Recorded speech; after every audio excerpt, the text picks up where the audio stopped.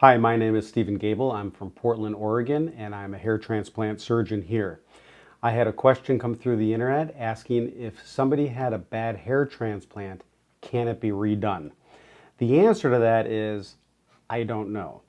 And the reason I say that is because when somebody has had a prior hair transplant, I need to see the work that was done in order to evaluate if I'm able to fix it or what we call revise it. In most instances, yes, I am able to revise it and fix it. So for example, let's say you had a hair transplant, transplanting the frontal hairline, and the surgeon brought the hair too far down, it was sporadic, and it looked horrible. In that instance, the repair would be actually to remove a lot of those grafts back to a natural hairline. Let's say somebody had a hair transplant in the crown and had thousands of hairs planted there, and they were in all sorts of different directions. Can I revise that?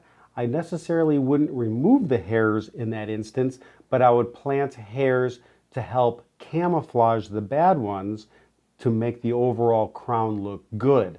The hair that was transplanted in the crown is good hair. It's going to add density. And what I would want to do in that instance is give some additional direction to it, to reestablish the whorl, to maybe get the fringes retransplanted to make it look more natural. Let's say somebody had a hair transplant and it was follicular unit excision and they way over harvested the back of the head.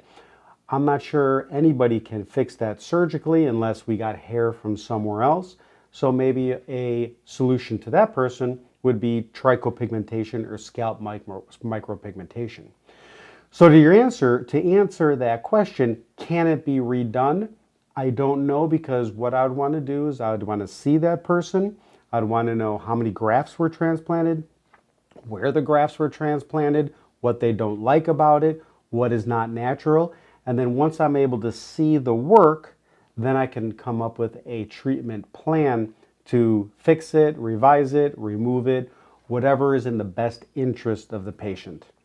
Again, I hope that answers your question. Again, Gabel from Portland, Oregon. Thank you.